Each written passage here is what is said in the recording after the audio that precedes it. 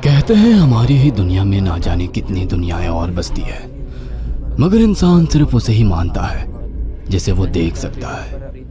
काली अमावस की रात थी। चारों ओर सिवाय हवाएं और शोर के अलावा कुछ भी नहीं था। राजन को आज घर लौटने में देर हो गई थी। रात के सन्नाटे को वो अपनी साइकिल से चीरता हुआ चला जा रहा था। वो गांव की नदी तक पहुंचा ही था कि तभी उसे नदी के पास एक काला साया दिखाई दिया जो नदी के किनारे पानी को घूरे जा रहा था। इतनी रात को नदी के पास देखकर राजन के ना जाने क्यों रोंगटे खड़े हो गए। उसे ऐसा महसूस हुआ मानो उसके पैर साइकिल के पैडल पर जम गए हो। राजन कपकपाते हुए होठों से बोला, कौन है वहां पर? राजन ने इतना बोला ही था कि अचानक वो साया बिजली की रफ्तार से दौड़ता हुआ राजन के नजदीक आ गया। राजन की नजर जैसे ही उस साये पर पड़ी, उसके हलक से एक भयानक चीख निकल गई। इस घटना के 1 महीने बाद अर्जुन का सारा ध्यान ड्राइविंग पर था। उसकी पत्नी शिखा कार में ड्राइविंग सीट के बगल में बैठी हुई एक मैगजीन पढ़ रही थी।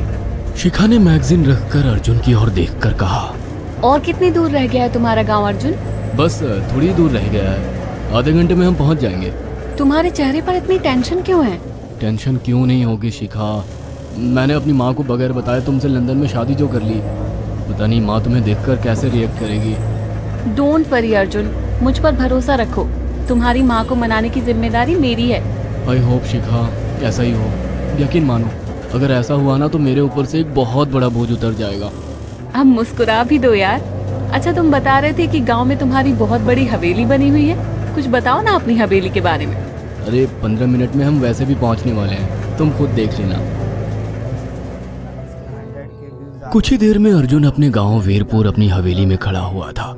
अर्जुन की माँ अर्चना देवी अर्जुन के स्वागत के लिए हवेली के बाहर खड़ी हुई थी। अर्जुन ने दौड़कर अपनी माँ के पैर छुए और डरते हुए बोला, ये शिखा है माँ, मेरी पत्नी। हम दोनों ने लंदन में शादी कर ली।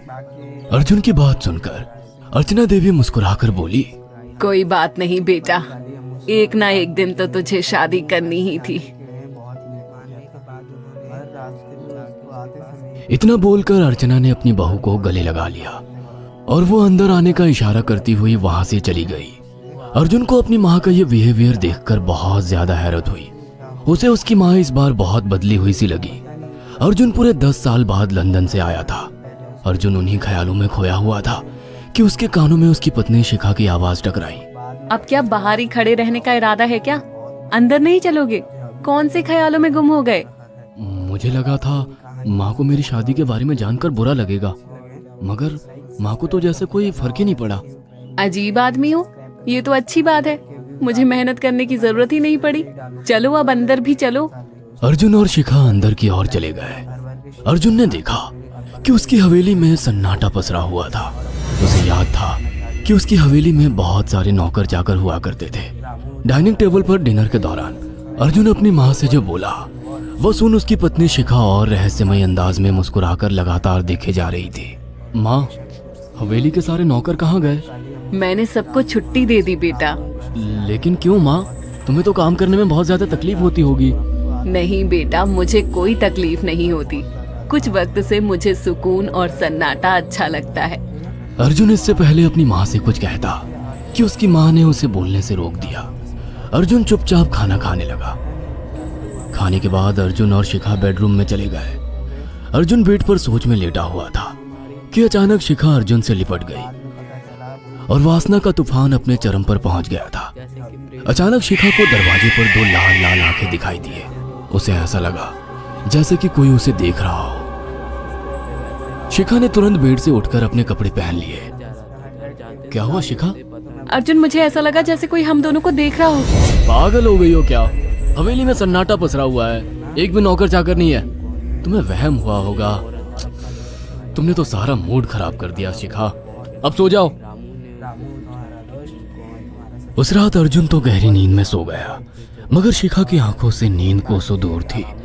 अगली सुबह शिखा जल्दी उठकर किचन की ओर चली गई, मगर उसने देखा कि उसकी सास अर्चना नाश्ता तैयार कर चुकी थी। माँ, आपने तकलीफ क्यों की? मुझे बुला लेती आप। शिखा की बात सुनकर उसकी सास अजीब से अंदाज में शिखा की ओर देखने लगी उनके देखने के अंदाज में पता नहीं ऐसा क्या था कि शिखा को अपने रोंगटे खड़े होते हुए महसूस हुए। अर्चना धीरे धीरे करीब कदमों से शिखा के करीब आकर बोली, कोई बात नहीं बेटी, तुम्हें अब यहीं रहना है। तुम सिर्फ मेरे बेटे के साथ प्यार से रहो और जल्दी से मुझे एक पोता दे दो। काम की चिंता मत करो, वो सब मैं कर लूंगी। कुछ ही दिनों के बाद अर्चना गर्भवती हो गई। उसे हवेली में रहते हुए 6 महीने से ज्यादा वक्त हो चुका था और इन 6 महीनों में उसने नोट किया कि जब से वो गर्भवती हुई है, उसकी सास अचानक से आकर उसके पेट पर हाथ फेरने लगती और अजीब से अंदाज में उसके पेट को घूरने लगती। शिखा ने तंग आकर अर्जुन से कहा, अर्जुन, मुझे तुम्हारी माँ का बिहेवियर बड़ा अजीब लगता है। तुम्हारी माँ जब देखो मेरे पेट पर आकर हाथ फेरती रहती है। अरे माँ को अपने पोते के आने का बेसब्री से इंतजार है शिखा, इसमें अजीब लगने वाली क्या बात है? मैं तुम्हें कैसे समझाऊं? मैंने माँ की आंखों में एक अजीब सी चमक देखी है। कैसी चमक? शिखा के मुंह से अचानक से एक अल्फाज निकल गया, जैसे किसी डायन की आंखों में होती है। शिखा की बात सुनकर अर्जुन का गुस्सा 7वें आसमान पर पहुंच गया। वो गुस्से से चीखते हुए बोला, खबरदार शिखा, आगे एक शब्द मेरी माँ के खिलाफ मत निकालना, नहीं तो मुझसे बुरा कोई नहीं होगा। तुम्हें शर्म आनी चाहिए शिखा। जब से तुम यहाँ पर आई हो तब से मेरी माँ तुम्हारी कितनी चिंता करती है। वे तुम्हें समय से खुद नाश्ता बनाकर देती है, खाना देती है, यहाँ तक कि हवेली की साफ सफाई भी वो अकेली करती है। क्या बोलूं अब तुमसे, शर्म आती है मुझे तुम्हें अपनी पत्नी कहते हुए। इतना कहकर अर्जुन गुस्से से कमरे से निकल गया। शिखा अर्जुन से बहुत कुछ कहना चाहती थी मगर कह नहीं पाई। उसने महसूस किया था कि चाहे कितनी भी तेज आंधी और तूफान आए, मगर हवेली के अंदर धूल की एक परत तक नहीं जमती थी और दिन ब दिन अर्चना के चेहरे की झुर्रियां कम होती जा रही थी। ऐसा लगता था मानो वो जवान हो रही हो। शिखा के अब 9 महीने कंप्लीट हो चुके थे और एक रात अचानक उसे प्रेगनेंसी पेन होने लगी। वो दर्द से तड़पने लगी। ये देखकर अर्जुन घबरा गया। वो दौड़ा दौड़ा माँ को बुलाकर लाया और बोला, माँ, हमें तुरंत शिखा को किसी अच्छे हॉस्पिटल में एडमिट कराना होगा। अर्जुन ने देखा कि उसकी माँ ने उसकी बात को सुना ही नहीं। वो तो बस शिखा के गर्भ की ओर आंखें फाड़ फाड़ कर देखी जा रही थी। अर्जुन एक बार चिल्लाकर कहा, माँ, हमें शिखा को इसी वक्त हॉस्पिटल में एडमिट कराना होगा। नहीं, शिखा की डिलीवरी हॉस्पिटल में नहीं, इसी हवेली में होगी। लेकिन इस हवेली में आपके और मेरे अलावा कोई नहीं है। तभी शिखा दर्द से तड़पने लगी। अर्चना ने अपने बेटे को धक्के देकर कमरे से बाहर निकाल दिया और दरवाजा बंद कर लिया। अर्जुन हक्का बक्का रह गया। अर्जुन दौड़ता हुआ गांव की ओर गया। उसने देखा कि गांव में एक पेड़ के नीचे गांव के सभी बुजुर्ग इकट्ठे थे। उनके हाथों में जलती हुई मशालें थीं। अर्जुन उनके पास पहुंच गया और बोला, मेरी मदद कीजिए, मेरी बीवी को प्रेगनेंसी दर्द हो रहे हैं। आप प्लीज किसी दाई को बुला लीजिए, जितना पैसा चाहिए देने को मैं तैयार हूँ। तभी उसके कानों में गांव के सरपंच की आवाज टकराई, बेवकूफ लड़के, तू अपनी बीवी को एक डायन के यहाँ पर मरने के लिए छोड़ आया। क्या कहना चाहते हैं आप? आप जानते हैं आप क्या कह रहे हैं? वही जो तू सुन रहा है। तेरी माँ एक डायन है। इन गांव वालों के हाथों में जो मशाले देख रहा है ना, हम तेरी ही हवेली में आग लगाने जा रहे थे।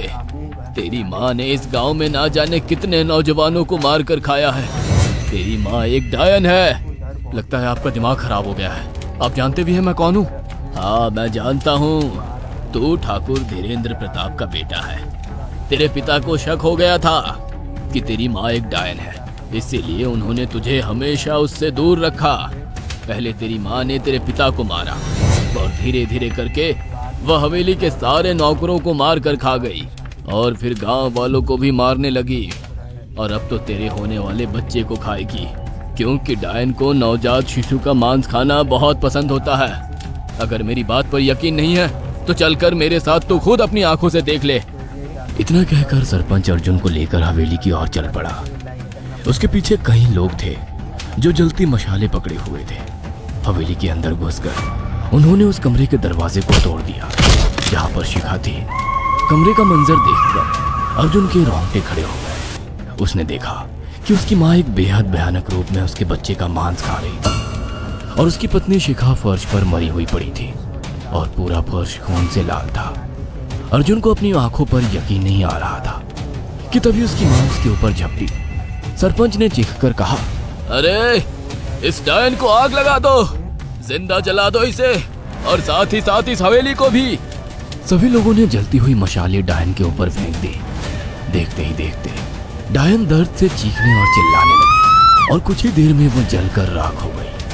हवेली में आग लगते ही सभी लोग अर्जुन को खींचकर बाहर ले आए। अगले दिन अर्जुन अपनी पत्नी की यादें साथ लेकर आंखों में आंसू लिए दोबारा लंदन वापस चला गया। अगर आपको हमारी ये कहानी पसंद आई हो तो इसे लाइक और शेयर करना ना भूलें। साथ ही ऐसी और नई कहानियों के अपडेट्स पाने के लिए हमारे चैनल अक्षु टीवी को जरूर सब्सक्राइब करें।